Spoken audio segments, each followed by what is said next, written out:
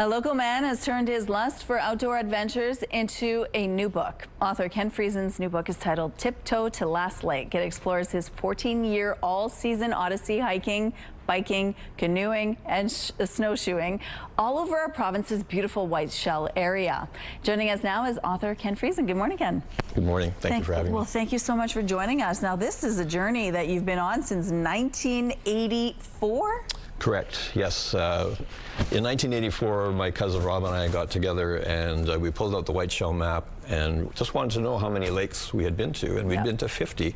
And the two of us decided that we would then go to every remaining named lake in the Whiteshell under our own power. We thought it would be a neat thing to do, just do our best physically and get out there and see them all. And how many lakes are there in the Whiteshell area? There was 236 named lakes. And then there was 4 lakes that I went to that weren't named, that I named for myself unofficially. So 240 lakes. So when you started this whole thing, you were with your cousin, right? And you got really tight. Yes. You really developed a tight bond over this adventure. Yes. And how did that connect you? What was it about the experience that connected you? Well, my cousin Rob is very efficient in the outdoors, and I've learned a lot from him and looked up to him as an outdoor person. So for me, it was a matter of learning and becoming more physical fit, and just enjoying what the Whiteshell has to offer, because it is a fabulous place to visit. And why is it so fabulous? What's going on in there? Well, there's the Canadian Shield, there's high rock vistas, there's lakes, there's rivers, there's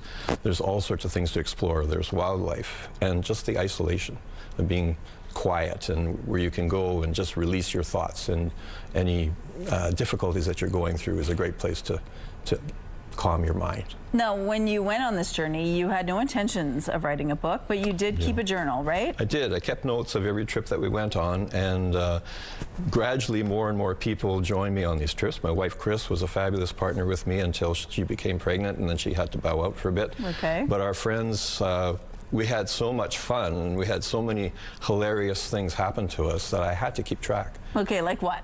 Oh, boy. There's so many things, too. Comedic canoe capsizing events, to just, you know how friends can be, they berate each other. Yeah. I was teaching a friend how to fish. He didn't want to learn from me, of course, but I cast it out as I was fishing, and I immediately caught a fish. Like, what are the chances of something like that? First reel. So, we had experiences in the winter where we built a snow shelter, and we were expecting lows of about -28. And when we pushed the pack away from the door, there was just a gush of steam that came in. So we had found out it was like -40 outside. Wow. Which didn't really deter us at all. We just worked harder at staying warm and kept going. But there were so many stories. You had some pretty scary moments too, some wildlife that you encountered on the road? Yeah, I took my son, he was about 2, and we were camping, and I had brought all his stuff along. He had his potty, and he had just used it, and he was going to sleep. And I felt the shadow come along the left side of the tent, and all I heard was this slurping going on.